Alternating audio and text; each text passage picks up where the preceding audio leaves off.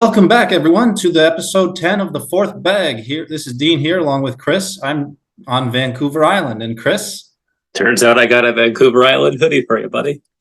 wasn't planned or anything. That's just how it turned out. I'm here for my sister's wedding on Saturday, and yeah, so I don't have access to alcohol, so I'm going with a good old glass of water. You know Chris? what? I have access to a bottle of American Dr. Pepper, thanks to yours truly. So, Dean, I appreciate the gift from Saturday. That was awesome of you. Yeah, no problem, no Nothing problem. like American Dr. Pepper. I feel like I should go call a timeout and get another one for you or something. What do you think? Yeah. If you drink all of that before we're done here, I'll allow it. All right. So, partnering with you on the weekend, Dean, I must say, I felt some pressure in that first game when we got out there and we were playing in the parking lot. I was like, okay, we're gonna be fine. We're gonna be fine. And like it was a grind. There was a lot of good players out there. And when we drew Jason and Tim, I thought like, okay, I've played against Jason before. I can handle this. But like the level of competition has just like everybody seems to be getting better in the cornhole community. Definitely they are, you know. I mean, I felt some pressure too because I was looking forward to us teaming up for the longest time. I didn't want to let you down either, you know. And um, We had yeah, I the mean, first loss, and then I think once we kind of got our bearings, we made a good deep run. I was happy to finish fourth, fourth bag, finishing fourth. It was almost poetic in a sense, and that for me was actually bookended by a first place in the blind draw and a third place in single. And so for me, my Saturday was as easy as 1-4-3. there And you go. 3 onesie guy. I had a great day. So I enjoyed myself. I love spending time with everybody out there. I actually shut down the bar with Jackie. We cleaned up the whole mess that was out there. Everybody pulled together, and she was like, "This is what it's like for a cornhole tournament." I don't think they expected that many people drinking that much alcohol. And let me tell you, the dance party to close the night was something to be seen. It's too bad you weren't there to sort of close it out with us, but man, we all had a great time. Well, I'm glad to hear that. And that was on the heels of Friday. We had the pro qualifier. Congratulations to Connor. So Connor Weiss is our first, full Canadian pro out there on the circuit, and I thought that was really cool. I got to sit behind him and videotape his games. Just seeing how everybody sort of came together, and we just got to watch, what was just really good cornhole on a Friday night. The only regret I had was being out until like 2 in the morning and then doing the same thing the next day. I was just exhausted. I feel like I'm still catching up from the weekend with just trying to find time to sleep. Yeah, that was difficult. I mean, I couldn't get to sleep Friday night, and I was definitely not ready to play that tournament in a horseshoe pit. I Well, mean, we finished the tournament, and then I went out this week, and I decided to go on Tuesday night. I drove myself to Brantford, and I played in the opening night for their fall season. And then Wednesday night, I played in league night here. And so tonight, Thursday, I'm just happy just to be sitting back and relaxing because honestly, I'm exhausted. I think I've had 3 naps today, and I might have another one later. Who knows? you got to do what you got to do. For sure. I received the results of my pro application this morning, and Right. it was declined. So, I mean, for next year, I will not be doing PDC. So I've got a fresh start. You know, I've got an opportunity to play where I want and try to make cornhole fun again next year. I like it. I like that.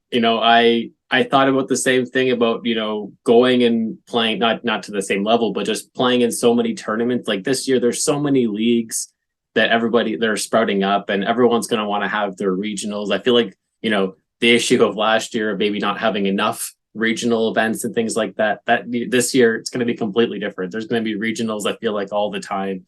You're going to have your choice of what tournament to play in, what league to play in. And it's almost like it's become overwhelming with how much cornhole there is. So for me personally, I'm going to take a step back and just make cornhole fun for me again. And if that means playing in my front yard or going to the occasional league night, whatever it is, just sort of take a smaller dose, take the child-sized portion, as I once called it, of cornhole, because I definitely had the adult-sized portion for quite some time.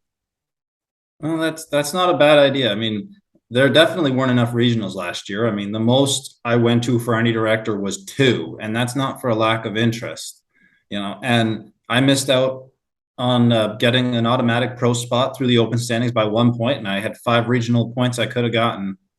So, but whatever. I mean, it is, nothing can be done to change that now. And as far as next year goes, St. Thomas and Windsor have ACL regionals now, so I don't have to travel more than an hour to play a regional in Canada next year if I don't want to.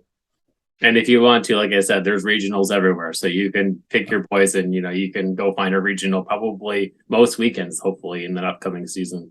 And I could go to Michigan and I could go to Cleveland. I mean, Michigan's an hour and a half, maybe 2 hours, depending on where. And I mean, Cleveland's 3.5 hours. So I've got all the options I need for next year. But I mean, for now, I'm going to take a step back.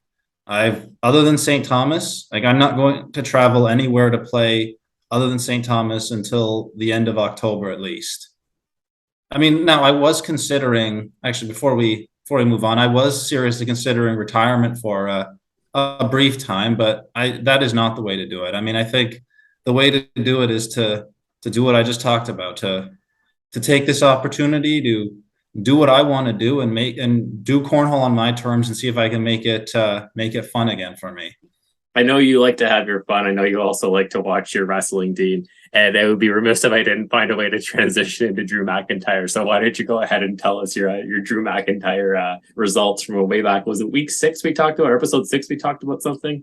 On episode 6 in the SummerSlam predictions, when I predicted Roman Reigns to beat Brock Lesnar, I said I think they're going to keep the title on until Clash at the Castle, and McIntyre is going to take it off.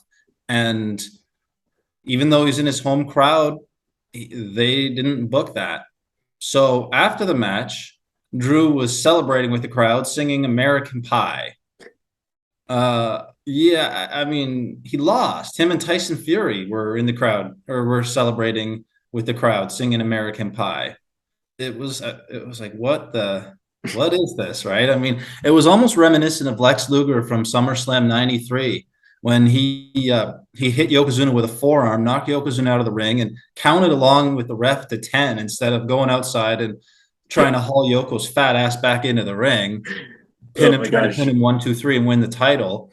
But I mean, and then he celebrated like he won the title. Balloons dropped from the ceiling. Several wrestlers came out, and yeah, he celebrated like he won the title. So that reminded me kind of, Drew McIntyre reminded me kind of Lex Luger that way. I don't think he looked quite as ridiculous, but I mean, they did him no favors doing that. I had a couple of things on our PVR here for wrestling in the last week. One of them was Edge was fighting in Toronto, and I had recorded that match and never actually watched it. So I went and I watched it, and honestly, I just wanted to see Edge, and it's cool to see people, at home crowd. And so Edge won that match when I think it was a Monday Night Raw there at the Scotiabank Arena. And then there was another thing I saw on TV. It was Goldberg and Hollywood Hogan in a WCW match. Oh yeah. Goldberg ends up, taking Hollywood Hogan. Hollywood Hogan comes by and he does his, his leg drop and his all of his moves. And then Goldberg kicks out. And then eventually Goldberg gives him the spear and does his, ridiculous superplex move. And then he gets lifted on everybody's shoulders. And it was this big passing of the torch from Hogan to Goldberg. And everyone's like, Goldberg. And I was like, this is my childhood right here, right in front of me, getting to watch it again. So it's cool to look back at those wrestling moments. Yeah, from 1998, July 98, when they did that match. I mean, and they gave that match away on a Nitro instead of a pay-per-view where they could have drawn. And I mean, I think Hogan at the last minute actually requested that match be on Nitro for theoretically, I mean, to look like he drew because the Georgia Dome was going to sell out. He was like, he wanted to be the one to draw the house or whatever. I mean, Hogan always the one to put himself before the business. That was a good dude. That was his thing. I mean, we can talk more about some of that stuff in later episodes, but for now, I think we need to get into the bloodletting. That was the week 1 NFL Survivor pool. Oh my goodness. So luckily for me, I'm actually not in a Survivor pool. I'm in an Eliminator challenge. And so when the Colts somehow tied that game, I looked at my thing and I was like, oh, I'm still in this contest. Okay, cool. So the Colts didn't get eliminated. And so in an eliminator challenge on ESPN, the Colts and the tie was actually fine. And so I can continue on, but I know you're in quite a few survivor pools. How did your survivor pool picks end up with you? Well, I mean, in a traditional survivor pool, a tie is considered a loss. So the head like I get 16 entries and I'm down to 6. Well, I mean, which is on par with what everybody else in a lot of these pools is down to. You know, as it was we started with 20,000 and now there's about 7,000 that remain. And yeah, I mean the Colts, they tied, but that was as good as a loss. The Bengals, they took a few people out. The 49ers took a bunch of people out. The Titans took a bunch of people out. And last but certainly not least, the Broncos in the Monday Nighter took a bunch of people out. Oh my And goodness. that game is one of the craziest things I can ever remember seeing for two major reasons. I mean, one, Denver losing 2 fumbles at the 1 yard line. And that hasn't happened, you said, since when was the last time that happened? 1987, and it was a replacement game. You know, so I mean, the last time it happened in a non-replacement game, I couldn't tell you that. I mean, they didn't talk about that in the broadcast, and I didn't want to do the painstaking work of going through game by game And since then to find out. who fumbled at the 1 yard line? Was that did they give the ball to Javante or did they give the ball to Melvin Gordon? I'll admit I didn't watch Monday Night Football. I went to bed. I turned it off at halftime and left it. Yeah, I honestly don't I don't remember who fumbled those fumbles. I'm sure there are some fantasy players out there who definitely remember. I know that I was looking at my buddy's lineup and he had Aaron Rodgers and Aaron Rodgers ended up with half of a point. I think he had an interception, a fumble. He had a 75-yard touchdown pass to Christian Watson that was just right through the breadbasket. And I thought, okay, this is the season we're in for as Packers fans with rookie wide receivers. It's going to turn around. This is going to be the week. It happened last year. But, Aaron Rodgers doesn't have Devontae Adams as a security blanket. He has not a lot of weapons. And so we'll see if he can carry his team to victory. Looking back at your pick, so you had the Dolphins. The Dolphins took care of New England. The 49ers, they lost to the Bears. The Chiefs, they took care of Arizona. Giants, great call on the road. Saquon Barkley. What can you say about Saquon Barkley? I was listening to talk radio all week, and they were like, that is 1.1 Saquon Barkley. He was like the best running back on the field. So if you grabbed him in fantasy, like in the second round, I'm sure you're laughing. And then, of course, Monday night. So overall, 3-5 last week. It didn't 3-2 parlay. Yeah, 3-2. Sorry, 3 for 5. Yeah, yeah, 3 for 5. Yes, yeah. yes. Barkley was a stud, and in the Monday Nighter. Now this had no impact on the spread, but that decision to kick a 64-yard field goal on 4th and 5 is just insanity.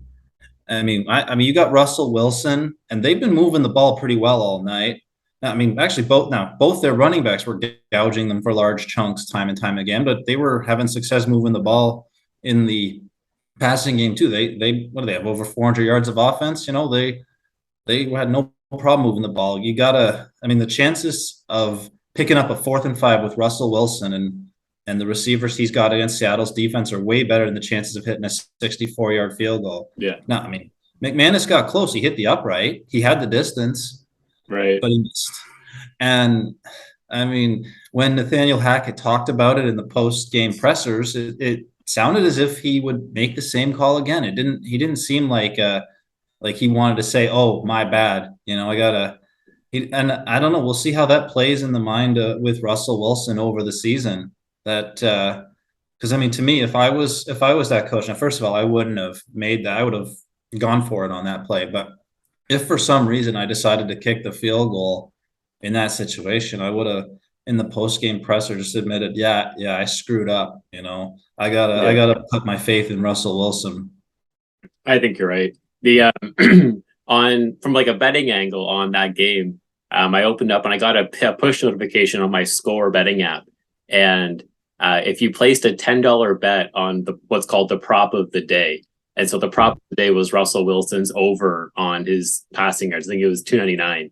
And so $10 paid $45. But win or lose, they give you a free $10 bet. So I was like, okay, I'll throw my $10 on Russell Wilson. And I ended up winning, $45. And now I get a free bet for that. And I think it's going to be a recurring thing because that next free prop of the day is for tonight, actually. And you can bet on Patrick Mahomes and Justin Herbert each to get a touchdown in Thursday Night Football in the first quarter. And that $10, if you win or lose, again, they just give you a $10 free bet. So they're kind of encouraging you with these free bets. And that's all I'm playing. And I have my parlay. I've already entered it in. So we can go through your picks for this week. Just to set the stage here, a $10 free bet on Dean Lang's 5 picks is going to pay me $217. So Dean, let's go through these games one at a time. And hopefully you're right, because I'll be $217 richer if you are. Okay. The first game you have was the Commanders at the Lions, and you like the Lions -1.5. I do, Chris. I actually think the Lions are a better team than the Commanders. So a 1.5 point home favorite is a definite line value there. And when this spread opened up on the advanced line last Friday, the Commanders were a 1 point favorite. And then the Commanders won and the Lions lost. Yet now the Lions are 1.5 point favorite. I've got fantasy implications on both sides. I've got Gibson for the Commanders. Let's just call them the football team for the football. And I've got Swift for the Lions. So I'll be watching the running game. Hopefully there's lots of rushing touchdowns. But I'm kind of a closet Lions fan. I just think they're an exciting team to watch. I hope to get down to Ford Field sometime this year to watch them, maybe against the Packers. Another game is the Eagles, and the Eagles are at home to the Vikings. And the Vikings looked really, really good with Justin Jefferson and Kirk Cousins. But you've got the Eagles -1.5 or -2 at home. Yes. I think the Eagles are I don't know if I'm going to say Super Bowl contender just yet, but I think they're an elite team in the NFC. I think they've got a stranglehold on that division. I mean, injuries, well, I shouldn't say a stranglehold. Week 2, injuries can always ruin a season, but I think they're the best team in their division by far. And the Packers were without both their offensive tackles last week, and they have no receivers. So, it really kind of made the Vikings' job easy defensively. I mean, Philadelphia put up 38 on Detroit. I mean, and I think they're going to be able, with the receivers they have and the running game they have, they're going to be able to put up a lot of points on a lot of teams this year. And I mean, Kirk Cousins struggles in Monday Nighters traditionally. You can usually count on him for a couple of picks. But I think also, I mean, Philadelphia is not even getting the home field points. I think people were a little too impressed with Minnesota's win over Green Bay. Well, I mean, I'm not going to lie. The Packers did not look their best. And so it wasn't like they laid down, but they certainly didn't put up the fight that they could have been putting up. The Broncos, you're going to ride that horse again. They're home to the Texans, and you want 9.5 points. You're going to take the points and take the Broncos at home. I'm actually giving the points, you mean? Because when they're a favorite, you give points. Right. So I'm giving those 9.5 or 10. I think the super contest line was that is what I looked at and gave to you, was the super contest lines. So 9.5 probably going to be 10 a lot of other sports books. But anyway, either way, I like the Broncos there. I think first of all, the Texans played a full overtime session, as we talked about, because they tied. And I mean, the Broncos had no problem moving the ball. They're not going to go 0 for 4 in the red zone again. They sure as hell ain't going to lose 2 fumbles on the goal line again. And, Russell Wilson I would imagine he's going to be motivated after losing that game and after getting kind of dissed the way he at did. Home. Yeah, I got the feeling, if you're Russell Wilson and you're playing in your former home stadium, and your coach says, I'd rather have this guy kick a field goal from the middle of nowhere than give you the ball with a minute to go and 3 timeouts. I feel like I got a chip on my shoulder as well. I'm going to come up to prove something this week. Yeah, I mean, how many people in the history of the NFL have made kicks of 64 better? You can count them on one hand. There. And we weren't playing at altitude either. That game was not in Denver, but they are now. So maybe they'll try to do it again. I mean, yeah, I mean the vast majority of those 64-yard, 63, 64, 65-yard kicks have been in Denver. Elam made one, Prater made one, but I don't think it's coming down to a last second field goal here. I think Denver beats the Texans pretty easily. Good. And then speaking of the Seahawks, they're going to be in San Francisco, and San Francisco's 8.5-point favorites, and you like San Francisco at home. Yeah. Yes, Chris. This is a very strange week in that a lot of teams in week one that were and are believed to be good lost their game against, and now they're playing at home against a lot of bad teams, or at least teams that are believed to be bad. Uh, and I mean, Seattle's coming off, they're coming off a Monday nighter and an emotional win. And the Niners are coming off of a pretty rough loss, in Soldier Field. I think Trey Lance is going to look a lot better than he did in week one because he's not going to have to deal with the torrential downpour this time. I think the Seahawks defense is weaker than the Bears defense. I mean, Denver moved the ball on them at will, especially with in the running game. They were ripping off 8, 10-yard, 12-yard chunks with regularity. I mean, San Fran can do the same thing and set up some play action passes, and Lance can run. San Fran should have no trouble covering that 8.5. Did San Francisco lose? Was it Elijah Mitchell went down last week, or did he lose? They lose their running back. I know there was a big push for Jeff Wilson Jr. on the waiver wire. What's their running game situation look like? Yeah, I think they did. I mean, but remember, there a lot of times when you're talking about offensive or of running backs, the offensive line can open up holes that anybody in the NFL can run through. Right. If you make it in the NFL, there are some differences. Like Derrick Henry is a bull, and what he can do against linebackers, you can't replace that. Right. But I mean, you're going to be able to. They'll still have success running the ball no matter who the running back is. So do you? If I got a dilemma, I don't know why I've got I as soon as I drafted Trey Lance and Kirk Cousins, the guys in my league say to me, "Good luck figuring out which one to start each week." So obviously I picked the wrong one last week. I should have checked the weather reports and put Kirk Cousins in. So note to self, and thanks, shout out to Marty from Cornhole League on Wednesday saying, make sure you check your weather reports because you never know what's going to happen. And I did not check it. I just said it and I forgot it. So do you like Trey Lance or Kirk Cousins this week? Actually, I'm in fantasy. I will take Kirk Cousins for the sake of fantasy. I think, well, first of all, Jefferson is going to get his. It's hard to believe Jefferson won't get his because he might be the best receiver in football at this point.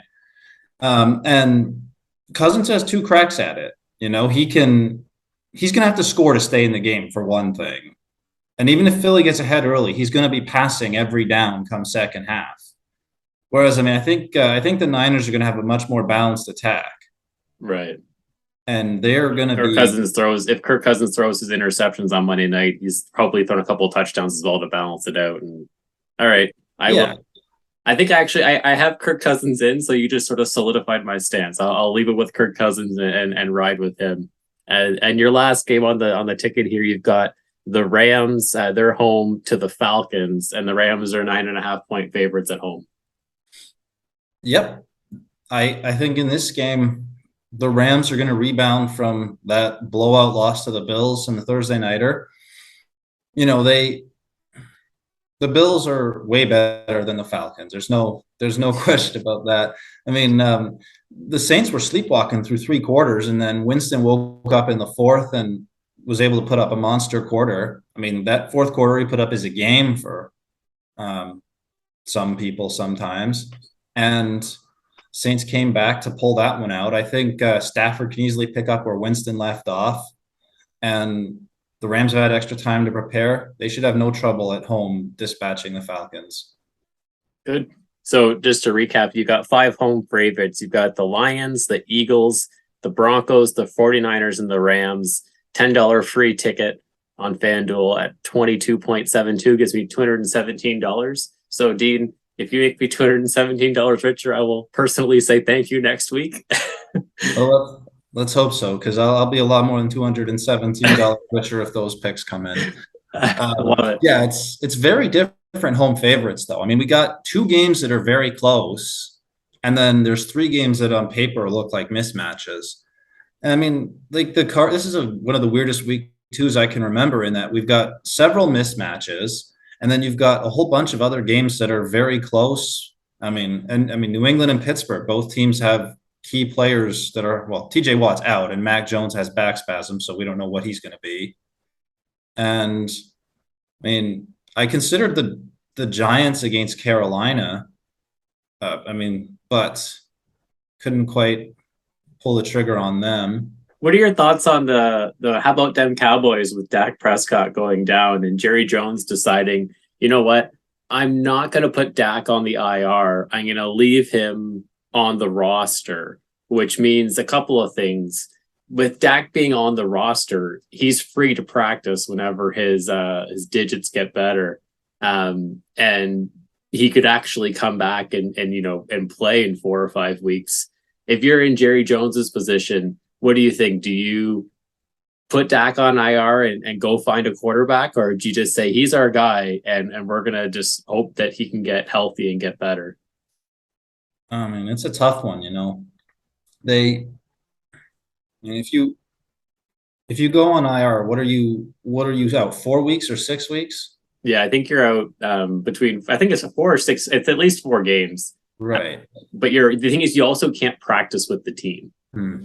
and so you're removed from practice. And so I don't know. I think I listened to radio all week on the way to work, on the way home, and a lot of people at first were like, "This is dumb because for my fantasy league, I can't put him on an IR spot." And I'm like, I don't think Jerry Jones is actually thinking about the fantasy implications of No. star quarterback not being on IR. So I leave it to them to think that they know what they're doing. And so, and I heard some rumors of, oh, is Dallas going to go sell the farm and go grab Garoppolo and have him, fill in the void?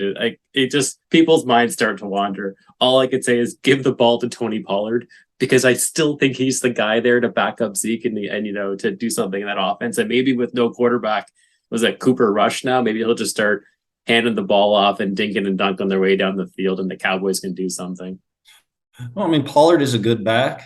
He's a great change of pace from Ezekiel Elliott, and Cooper Rush showed in that game against the Vikings, the Sunday nighter, that he can be effective. Now, I mean, Dak Prescott, he's got a broken thumb. He's not coming back in 4 weeks. I don't know what they know about the injury, but.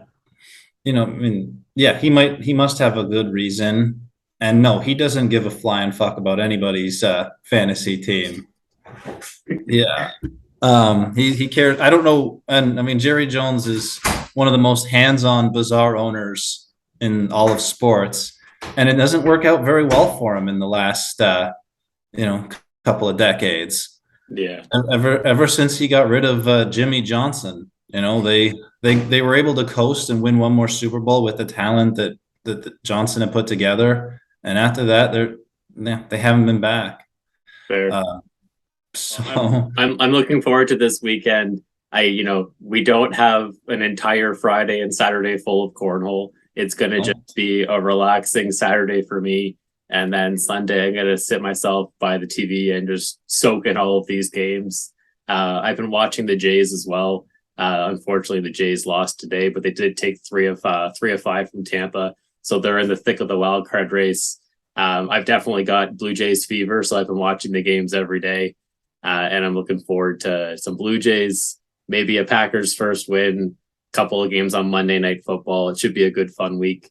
And like I said, hopefully I'm a little bit richer next week, and hopefully you're a lot richer next week after these picks come through. That sounds like a good plan. I mean, I think the Packers probably do get that win at home against the Bears, but they still have a lot of question marks. That's why I can't really pull the trigger on them there. But I think before we sign off, we make our survivor picks for week 2. So my survivor pick, speaking of them, was the Bills. I'm gonna let the whole weekend marinate, and then it's gonna force me to watch Monday Night Football. There's 2 games on Monday Night Football, so I'll be watching the Bills game right through, and I'm gonna take the Bills for me. Who are you gonna take? For me, my recommendations and the teams I'm gonna spread across my multiple entries are the Rams, the Broncos, and the 49ers. I mean, if I'm taking them to cover the spread, then obviously I think they're gonna win the game.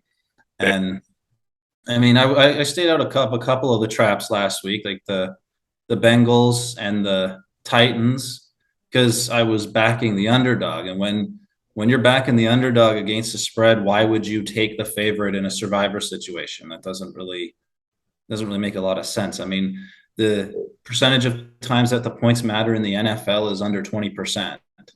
I don't know what that means, Dean, but I'm sure you know your stats. I'm not going to question you. Points mattering means that's when the team that covers the spread doesn't win the game, or the team that wins the game doesn't cover the spread. Okay. So that would be when a big favorite wins by a small margin, kind of thing.